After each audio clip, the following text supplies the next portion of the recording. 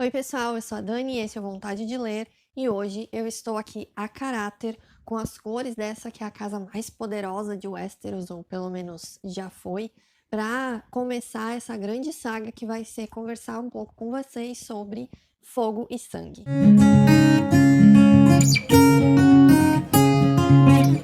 Bom, pessoal, vocês que curtem literatura, principalmente, né, livros de literatura fantástica, séries e afins, devem estar ligados que este mês do meu aniversário, Hoje é teu aniversário, Bruno? Legal, então vai estrear finalmente aí na HBO The House of the Dragon, ou A Casa do Dragão, que é um spin-off de Game of Thrones, né, da Guerra dos Tronos.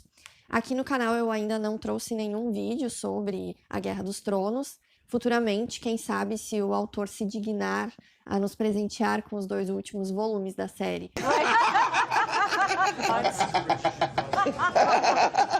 Até lá, provavelmente, eu vou ter que dar uma relida nos livros, então pode ser que eu traga algum vídeo sobre os 5 primeiros livros da série de Game of Thrones aqui, né? Mas, por enquanto, a gente vai aproveitar que George Martin e seu universo está aí entrando no hype novamente por conta da nova série da HBO e vamos falar um pouco sobre essa que eu não vou mentir, talvez seja a minha casa favorita, que é a casa dos Targaryens, né? Os poderosos senhores de dragões. Hoje, então, nós não vamos falar sobre Game of Thrones, nem sobre os livros e nem sobre a série, da qual eu estou cada vez mais tentando me distanciar, assim, ó, eu tô tentando botar no esquecimento o que aconteceu com o final dessa série, até para eu poder me animar com essa nova série, né? Eu tô assim com fé de que seja boa, porque os produtores de Game of Thrones não estão mais na equipe. E o próprio George Martin está por trás da produção desse spin-off, que na verdade se trata de uma prequel, né? Uma prequela. Ou seja, a história que a gente lê aqui em Fogo e Sangue e que vai aparecer na série Casa do Dragão, ela é, na verdade, uma história que se passa 300 anos antes de Game of Thrones, da história ali de Westeros e da Guerra dos Tronos. Na verdade, o George Martin, né, ele começou a escrever o Game of Thrones, né, os livros ali das Crônicas de Gelo e Fogo, como se chama, né, a série, a saga, e ele foi expandindo cada vez mais, como acontece com vários desses autores prolíficos de fantasia, né, a gente pode citar o próprio Tolkien, né, nesse universo da alta fantasia, que escreveu O Senhor dos Anéis, O Hobbit, e foi cada vez expandindo mais. E o Fogo e Sangue, quando ele ainda estava assim no início do projeto, ele chegou a ser apelidado de George R.R. Martyrillion, em referência ao Silmarillion, que é o clássico aí do Tolkien, que conta a origem do universo da Terra-média, e que em breve falaremos aqui no canal também, porque daí em setembro, né? Agora nós estamos em agosto. Em setembro, vamos ter também a série Os Anéis de Poder, baseado no universo da Terra-média. Mas voltando aqui para o universo, então, que o George Martin criou, ele começou a expandir o universo de Game of Thrones, se baseando muito na origem da casa Targaryen. Porque quando a gente conhece os Targaryens em Game of Thrones, eles já estão assim no final da linhagem. Só existe no início lá, né, Viserys e Daenerys. E eles são os últimos herdeiros dessa casa que um dia foi muito poderosa. E o George Martin começou então a escrever as origens desta grande família. Então ele lançou Fogo e Sangue, esse aqui é o volume 1, e ele vai contar da conquista de Aegon I até o reinado do Aegon III. Vai cobrir aí 300 anos, na verdade, um pouco menos, eu acho que é uns 150, não chega a 200 anos, na verdade. 200, não 300, querida, 200. De reinado. E este é o volume 1.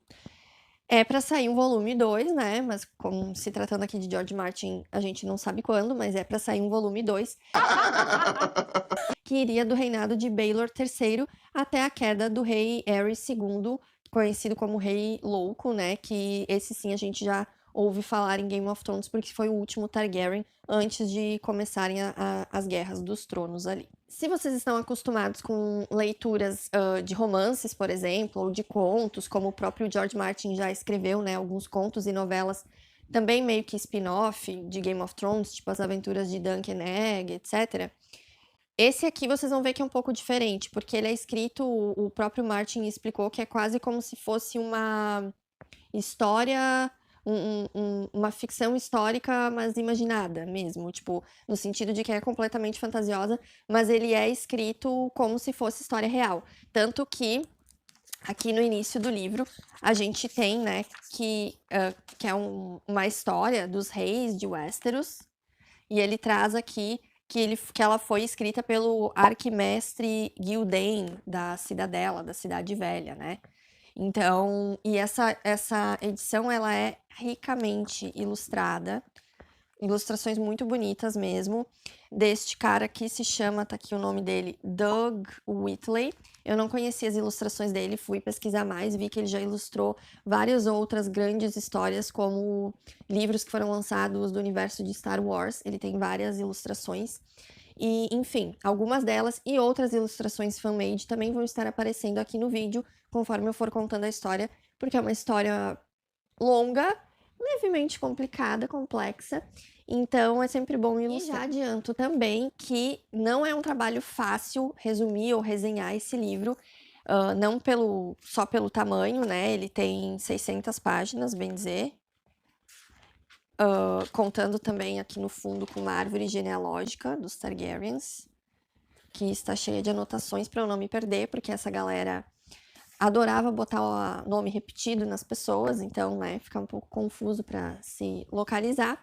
Mas, assim, por ser uma história muito complexa, muito cheia de tramas e subtramas e coisas muito interessantes, eu decidi que eu vou dividir esse livro, a resenha deste livro, em 3 ou 4 vídeos, para que a gente não perca nenhum ponto importante da história, mas, né, para poder cobrir toda a história, os principais acontecimentos, né? E também para que vocês entendam em que momento a gente chega na parte que a série vai contar. Porque House of the Dragon não é baseada em todo este livro, Fogo e Sangue. Ela é baseada, na verdade, em 1/3 disso aqui. Então a gente vai começar o livro com uma história, daí aqui no meio a gente encontra a história que vai ser contada na série House of the Dragon, e no fim a gente ainda tem um finalzinho que eu não sei, né, se de repente se a série se estender por bastante tempo, talvez eles cheguem nesse final.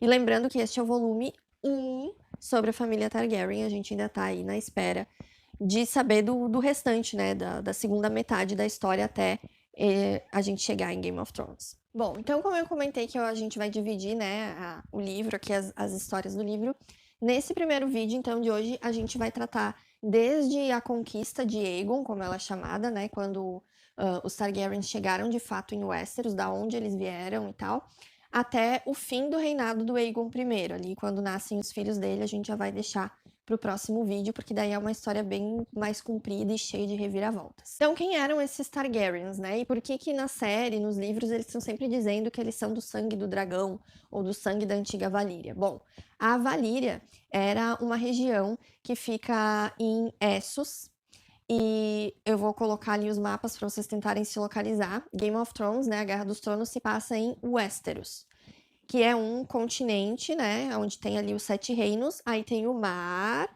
e do lado de lá tem Essos. A gente até pode tentar pensar, né, West, que é oeste, fica Westeros. E no lado leste, East, em inglês, fica Essos. Então, em Essos, tinha uma região ali, mais ou menos no meio, no centro-sul do continente, aonde tinha algumas ilhas, e uma delas era chamada de Valíria. Nessa ilha da Valíria, existiam muitos vulcões, era uma ilha cheia de vulcões, e tinham também os dragões. Moravam diferentes povos ali, mas lá pelas tantas, um deles conseguiu domar esses dragões e montar nesses dragões. E aí então começou a emergir um grande império. Eram várias famílias, né, casas, digamos, que conseguiam domar estes dragões. Uma delas eram os Targaryens, eles não eram os únicos. Porém, eles eram os únicos que tinham na família uma moça chamada Daenerys, que tinha sonhos proféticos. E um dia ela profetizou que a Valíria ia ser destruída, a queda da Valíria.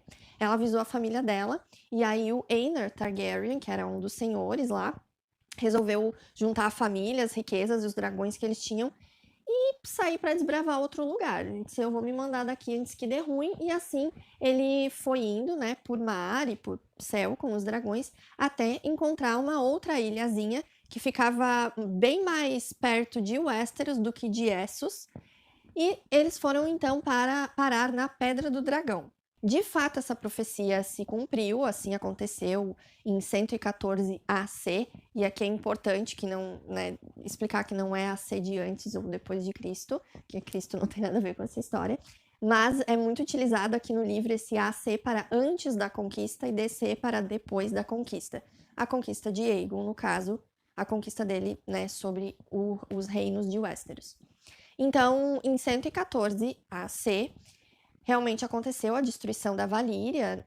Não se sabe se foi alguma explosão, erupção vulcânica muito forte, ou se foi porque, tipo aquilo que aconteceu em Moria, né, que é lá, quem sabe, quem conhece o Senhor dos Anéis sabe, né, tipo, que os anões cavavam muito até descobrirem uma besta terrível de fogo, né, no caso, o Balrog. Não se sabe se eles encontraram algo que não era para ter encontrado.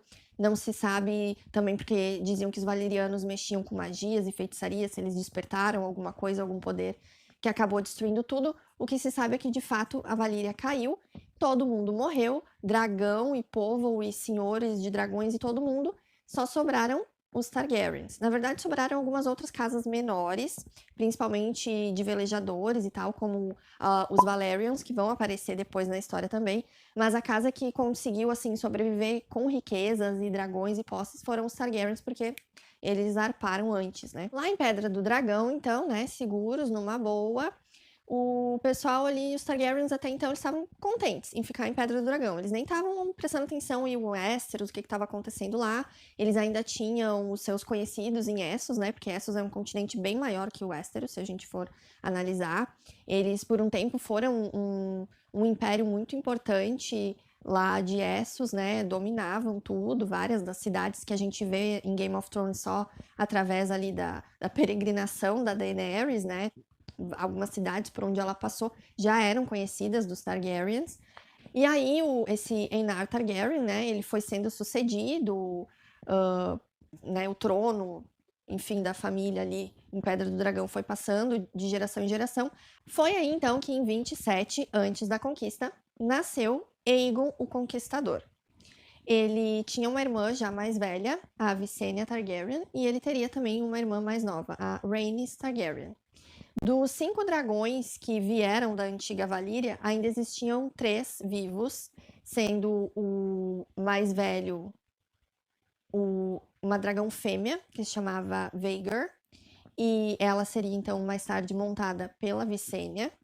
Tinha também o Balerion, ou o Terror Negro, ele era o maior de todos, e seria montado então pelo Aegon Conquistador. E a Meraxes, que era montada pela Rhaenys. E aí nós já, né, pensem lá no brasão da família Targaryen, que é um dragão de 3 cabeças. Já dá para entender, né, da onde que viria este brasão e o próprio lema de fogo e sangue, né? Os irmãos, eles eram bem diferentes entre si. O Aegon, ele era meio que a mistura das duas, na verdade, porque ele era um ótimo guerreiro, mas ele também era muito inteligente e diplomático. Ele sempre tentava resolver as coisas na conversa primeiro, para depois partir para a ignorância, para o ataque, né?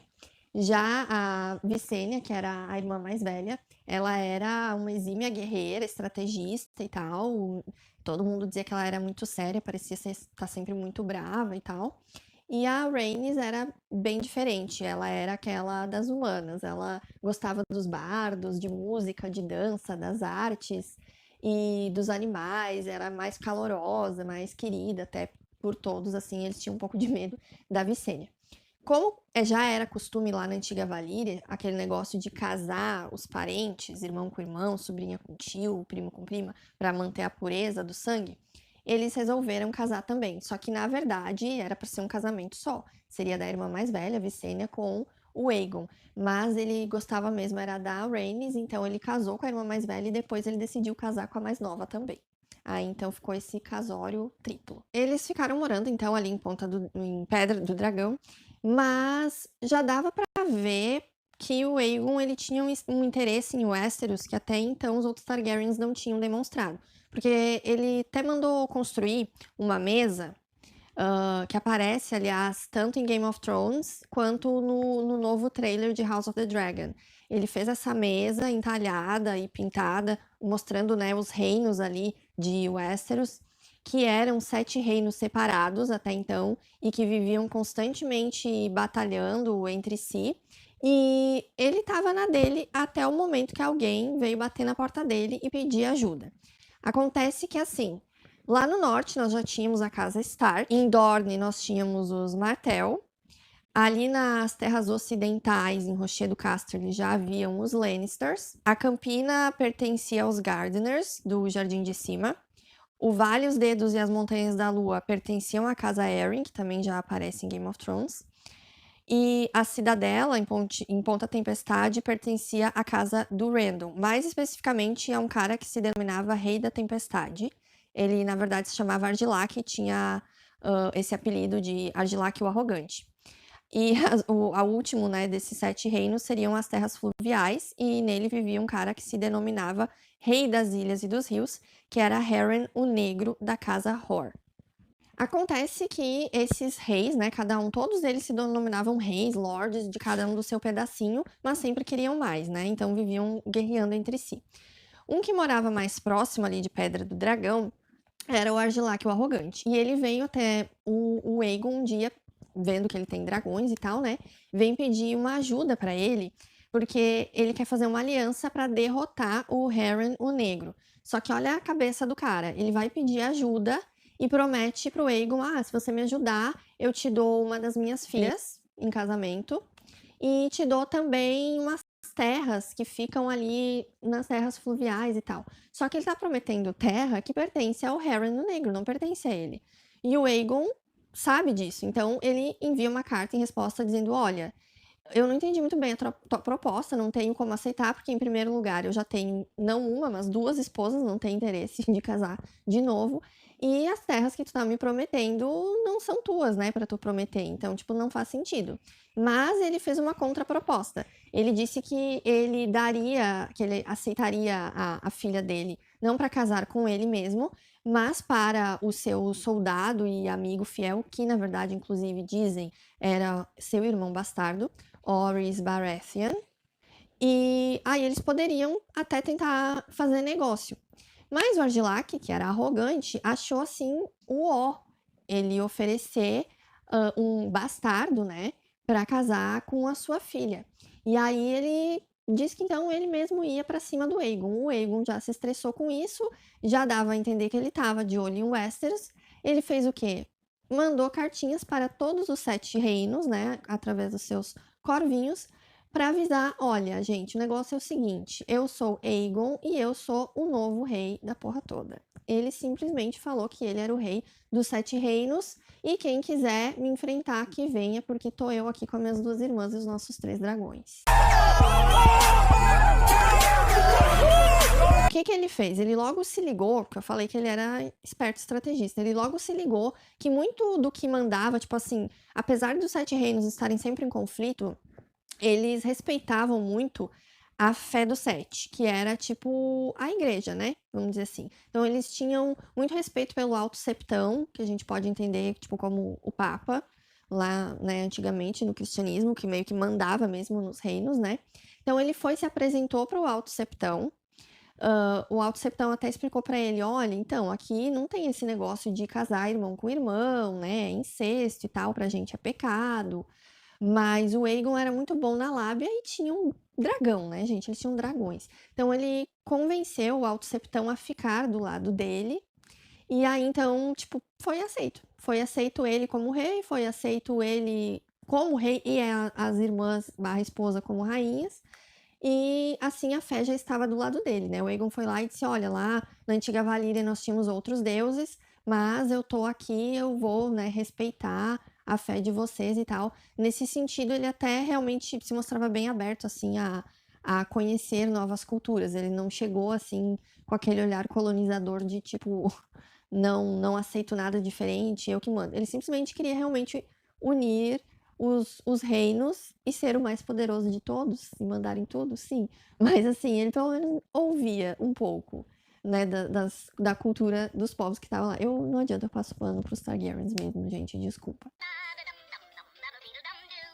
Além disso, então, ele conversou com o pessoal, né, que ainda tinha sobrevivido, as outras casas menores que restaram da Valíria, que eram os Celtigars e os Velaryons, e aí ele conseguiu juntar um exército até que pequeno, né, para quem quer fazer uma conquista, assim, de 7 reinos. Tinha mais ou menos uns 300 homens, e daí ele começou a entrar mesmo em Westeros. O primeiro lugar onde ele foi, com uma frota de navios, foi o lugar que depois ficaria conhecido como Porto Real, porque foi aonde ele desembarcou, né? E aí ali ele já criou, tipo, tinha só uma colina, era um monte assim com 3 colinas, e ele criou ali um casebre perto do que depois seria a Fortaleza Vermelha, que ele batizou de Aegon Forte. Ali seria a base dele, então. Aí ele começou então a esperar, né, ver se alguém ia vir para enfrentar ele. Aí a gente vai começar a ter uma série de batalhas, que foram as batalhas da conquista, até realmente ele conseguir se firmar no trono. Inclusive, vou contar para vocês até o fim do vídeo como foi criado o famoso Trono de Ferro. O primeiro dos senhores, lords, reis, que o Aegon enfrentou foi Harren o Negro, né? Na verdade, não foi muito difícil e foi uma das derrotas mesmo, que ficaram mais famosas e que são mencionadas até em Game of Thrones, né? Que seria aí 300 anos depois do ocorrido. O Harren o Negro, ele já não era muito querido pelos suzeranos dele, né? Então, o que ele fez? Ele tinha o castelo, que era o maior de todos do reino até aquele momento, que era o castelo de Harrenhal, com 5 torres enormes e tal, era uma fortaleza, era gigantesco. E ele se trancou lá dentro e disse: o povo que sofra, né, que comam brioches, se trancou lá dentro e disse: se Aegon quiser que pode vir, e ainda zombou. Disseram: cara, mas ele tem dragões. E ele: tô nem aí, meu filho, meu castelo, ele é construído por pedra não queima. Só que ele esqueceu que, dependendo do calor, né, tipo o calor de um dragão, do fogo de um dragão, ele pode literalmente derreter, né? E, tipo, as pessoas que estão lá dentro vão morrer, tipo, assar num forno, como um porco no rolete. Então, simplesmente ele se trancou lá dentro e morreu queimado, né? O fogo do Balerion, ele era tão potente, tão forte, que derreteu as pedras. E aí, dizem que por muito tempo ficou aquela fumaceira por toda a volta ali. E aquele que era o maior, mais majestoso, mais fortificado castelo dos 7 reinos foi, né, destruído, derretido numa rajada de fogo de Balerion. Assim, então, as terras fluviais passaram para o Edmund Tully, da casa Tully, da onde é a Catelyn, inclusive, né, a esposa do Eddard Stark, que aparece ali no Game of Thrones. E depois dessa derrota, né, o Edmund disse: não, beleza, vou ajoelhar, ó, Aegon é meu parça. Depois dessa primeira vitória, ele retornou ao Aegon Forte. E aí, como ele tinha sido ajudado, né? Ele, mais uma vez, tipo, é interessante ver como a cada vitória ele ia crescendo mais esse negócio de, não, eu sou o rei, né? E aí, nesse momento, por exemplo, ele agradeceu ao amigo dele, barra irmão bastardo, né? Orys Baratheon, e falou: ai, você é a minha mão esquerda, então foi aí que foi criado o título de mão do rei, né? Então, a primeira mão do rei foi o Orys Baratheon, que ajudou o Aegon nessa empreitada ali até Harrenhal. Logo em seguida, a mão do rei já vai para a batalha. Contra quem? Argilac, o Arrogante. Lembrando, né, que o Argilac tinha um ódio ali já pelo Orys, por ele ter sugerido, né, pelo Aegon ter sugerido que esse bastardo casasse com a filha dele. Lembrando também que a filha de Argilac, o Arrogante, era a última herdeira dele, da casa do Rendon. E aí ele já era bem velho, mas ele disse que ele não ia morrer trancado e assado no próprio castelo, como aconteceu com Harren. Então ele foi para a batalha e de fato morreu em batalha, como ele queria mesmo, né, pelas mãos do Orys. Só que o que aconteceu? O povo ali, né, ao redor das terras dele, ficaram com medo, invadiram o castelo, pegaram a princesa, né, a filha do Argilac, e tacaram ela para fora, algemada, nua, uma coisa horrível. E o Orys ficou até, tipo, surpreso, né, com essa atitude, foi lá, botou seu manto sobre ela, protegeu ela, levou para tomar um vinho, conversou com ela, falou: olha, seu pai morreu honradamente, papapá, papapá, e disse: eu não vou tirar você da sua casa, você pode ficar tranquila, você vai ficar aqui no seu castelo. E aí acabou que aconteceu o que o Argilac não queria, porque o Warys casou com ela, acabou que ele casou com a moça, e inclusive meio que pegou o símbolo, as cores, o brasão da casa do Ren, que agora não existia mais, né? E criou para ele mesmo, para os Baratheons. E se a gente for comparar os dois, a gente vai ver que o veado ali em amarelo da casa Baratheon é o que era a antiga casa do Rendon, né? Esse negócio das casas terem lema, terem brasões, era uma coisa que não tinha na antiga Valíria. Então, quando o Aegon veio e percebeu que isso era importante, de certa forma, né, para a cultura ali de Westeros, a cada novo lord, nova casa que ajoelhava para ele, ele concedia, então, um brasão e um lema. Assim que, então, foi de fato criado o próprio da casa Targaryen, né, que é o dragão de 3 cabeças, vermelho e preto, e com o lema Fogo e Sangue, e assim foram se criando os outros ali, dos Tullys, por exemplo, das terras fluviais, e o dos Baratheons, então, ali das terras da Tempestade. O próximo pedacinho de Westeros que foi conquistado foi uma conquista bem fácil. A Visenya, a irmã barra esposa do Aegon, pegou a sua dragão Vhagar e foi até o vale, porque lá tinha a rainha, Shera, que tinha um filhinho de uns 10 anos, que seria o seu único herdeiro, e desde que ela ficou sabendo dessa loucura toda de Targaryens e dragões invadindo, ela foi lá pro alto, né, do Ninho da Águia, que é realmente um dos lugares mais difíceis de se chegar, só que não se você tiver uma besta alada, né? Então, a Visenya foi até lá com o dragão, ela não precisou falar nada, ela simplesmente chegou no heliponto de dragões, né? E quando o menino, né, o filho da Shera, ele viu o dragão, ele ficou encantado, ele não ficou com medo. Ele disse: mãe, posso dar uma volta? Aí a Visenya: claro, vem cá. A Shera nem teve voz, né? E aí dizem então que quando aquele menino subiu no dragão, ele subiu como rei, porque ele seria o herdeiro ali do vale, né? E desceu como lorde, porque não precisou nenhuma ameaça, né? Foi aquele negócio da ameaça velada.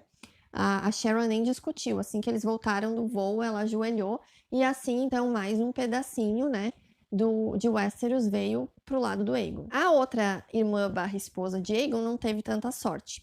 A Rhaenys foi, né, com seu dragão Meraxes até Dorne. E eu não sei se vocês conhecem a história, né?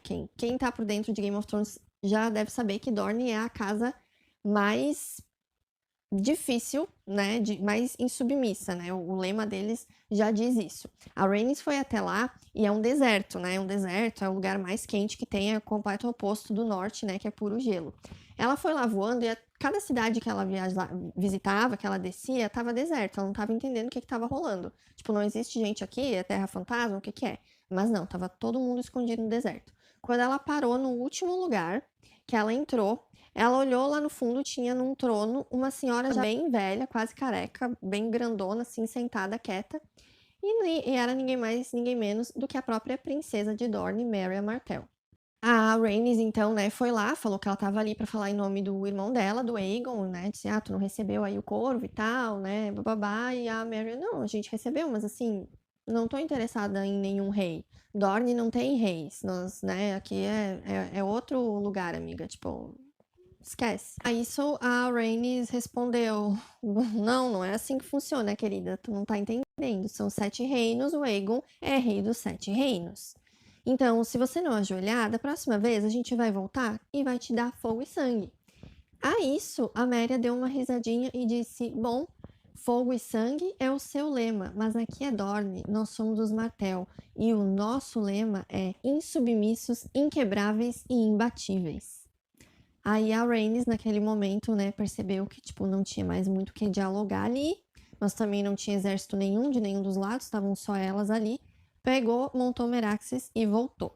Enquanto isso, lá no norte, o Torrhen Stark, que era o rei barra lord até então, ele já estava meio que juntando um exército para ir contra Aegon, mas ele também ficou ligado no que estava acontecendo ao redor. Ficou sabendo, por exemplo, da queda de Harrenhal, ficou sabendo da morte do Argilac. Aí o que ele pensou? Cara, não sei se vai rolar, né? Não sei se vai estar dando muito certo eu querer enfrentar um cara que tem um dragão gigante e, tipo assim, Lá no norte ele já era, desde então, a região menos povoada de todas, porque é muito frio. Então ele não tinha, assim, grandes exércitos, nem grandes condições de enfrentar. Então, o que que ele fez? Ele voltou para casa e ficou esperando. Ele disse, vai que, né, na hora que o Aegon colar aí, a gente bate um papo e tal, né? E aí, de fato, o Aegon se apresentou e o Torrhen, ele acabou ficando conhecido depois como o Torrhen Stark, o rei que ajoelhou, porque ele foi o único, assim, que não debateu. Ele, de fato, ajoelhou, assim, que o Aegon chegou lá. Muitos zombaram dele, mas também, por outro lado, se a gente for analisar, ele foi o mais sensato de todos, porque ele ia fazer o quê contra um rei que tem 3 dragões a seu favor, certo? Então, assim, se a gente for analisar, ele foi aquele que foi melhor pro seu povo até o ponto de que não morreu ninguém, né? Ninguém foi queimado, torrado, enfim. Ele ajoelhou e aceitou, e o Aegon, de fato, todos aqueles que ajoelhavam, ele não destituía nada da pessoa, ele nomeava aquela casa como protetora daquela região, como lordes, ficavam com as suas terras, com a sua família, com tudo, e ainda tinha a possibilidade de entregar um dos seus herdeiros para ir até Porto Real, para ser, enfim, para trabalhar na corte, ou para depois ser arranjado algum casamento com o pessoal, né, das altas casas e etc. Enfim, se tornavam os protegidos do rei, de certa forma. Vila Velha era outra cidade maiorzinha que tinha lá na época e era a cidadela dos mestres, né? Então, quando aconteceu tudo isso aí, o Alto Septão da vez, ele já tinha conversado com o Aegon, né? E meio de longe, assim, por carta. E ele foi jejuar, foi meditar para ver o que ele iria fazer. E depois desse tempo ali, desses 7 dias em jejum e meditação, ele achou que era melhor abrir os portões e aceitar o Aegon, apesar dessas diferenças ali que tinham em relação aos casamentos, etc, né? E aí, quando o Aegon foi lá bater na portinha dele, ele recebeu de braços abertos com um banquete. E aí houve meio que uma segunda coroação oficial, né? Porque aí foi realizada pelo Alto Septão e tal. Teve um banquete e tudo. Foi a grande coroação de Aegon como o rei dos 7 reinos, apesar de Dorne até o momento ainda não ter de fato se juntado. O Trono de Ferro foi forjado nesse momento aí, porque aí a gente volta então até onde seria o Aegon Forte, né? E durante essas batalhas, que já batalhas barra derrotas mesmo, né? Que ocorreram até o momento, dizem que o Aegon ia juntando as espadas e aí ele criou o seu trono, né? O Trono de Ferro, juntando todas essas espadas ali dessas derrotas e foi forjado com o fogo do próprio Varian. E na série a gente vê ele, mas para quem leu os livros ou viu alguma ilustração, né, do Trono de Ferro real oficial imaginado pelo George Martin, a gente sabe que seria muito mais grandioso, né? Então sentou no Trono de Ferro, né, Aegon I, Conquistador. Foi nomeado Aegon da casa Targaryen, primeiro de seu nome, rei dos Ândalos, dos Rhoynares e dos primeiros homens, senhor dos 7 reinos e protetor do território.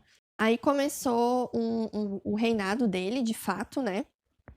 E grande parte do reinado dele foi conhecida como Paz do Dragão, porque tudo que era rebeliãozinha, assim, que começava, ele já dava um jeito de, né, terminar. Lembrando que ele sempre tentava a diplomacia para depois ele chegar com o Balerion, né, com o fogo do terror negro. Então, por exemplo, lá nas Ilhas de Ferro, que eram a Pike, aquelas ilhas que aparecem como sendo dos Greyjoy, em Game of Thrones, elas eram de outros pessoal lá que meio que lutavam contra os outros, né?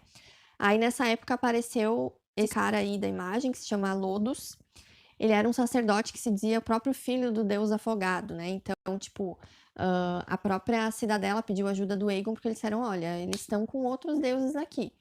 Aí o Aegon foi lá e conseguiu conter essa rebelião e tal, e deu a soberania daquelas terras para o Vicon Greyjoy. Então aí que já nasceu essa soberania da casa Greyjoy como protetores das Ilhas de Ferro. Nessa época também aconteceu algumas batalhas, né, que ficaram conhecidas como Primeira Guerra Dornesa, porque lembrando que Dorne não queria se submeter.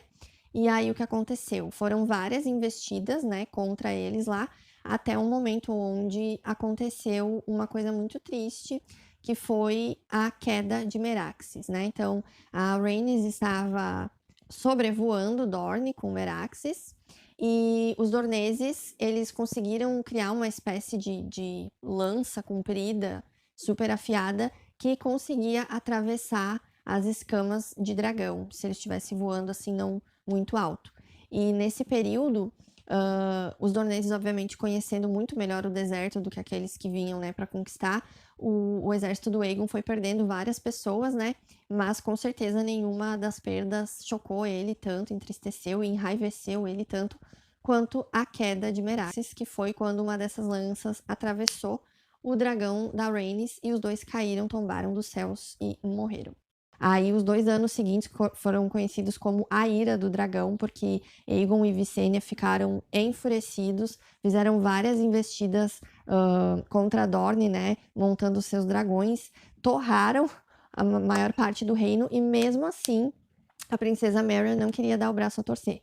Foi só quando ela acabou falecendo que o filho dela, o príncipe Nimor, ficou no lugar dela, e aí fizeram uma trégua ali, ele e Aegon. Na verdade, a Visenya não queria trégua nenhuma, porque ela dizia que isso não honraria a morte da irmã deles, né? Mas entregaram uma carta, não se sabe ao certo o conteúdo, e Aegon acabou cedendo. Então, eles devolveram o corpo de Rhaenys e o crânio do Meraxes, né? Para Westeros, para que eles fossem velados, enfim.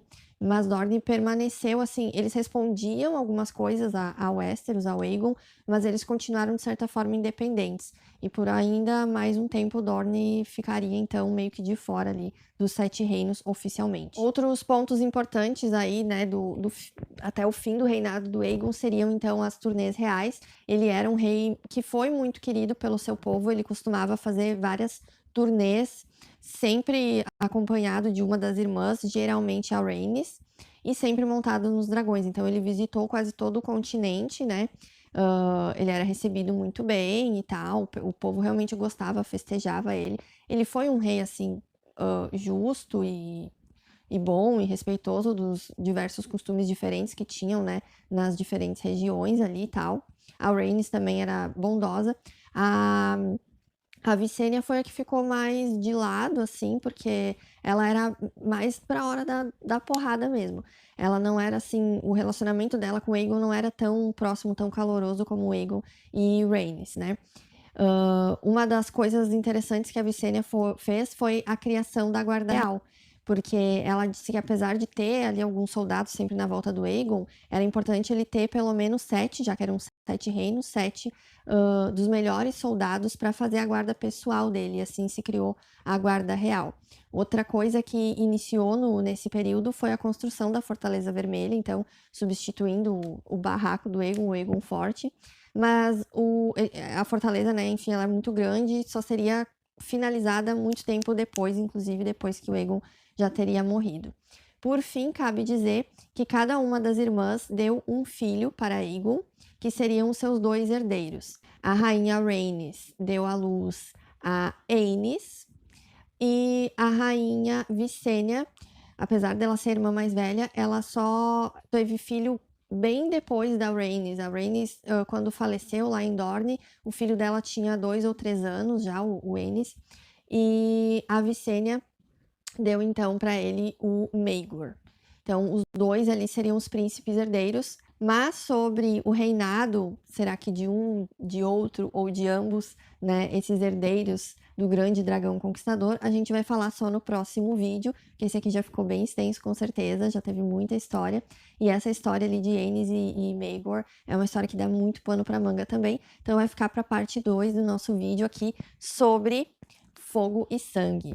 Lembrando que toda essa história, ela ainda é uma prequela, não só de Game of Thrones, mas da história de House of the Dragon. Então vocês vão ter que acompanhar os próximos vídeos aí, até a gente chegar na parte central aqui do livro, e que é a parte da qual a série vai se tratar. Acompanhe os vídeos, gente. Espero que vocês tenham gostado, tenham compreendido um pouco mais da história da casa Targaryen, se apaixonado por ela como eu.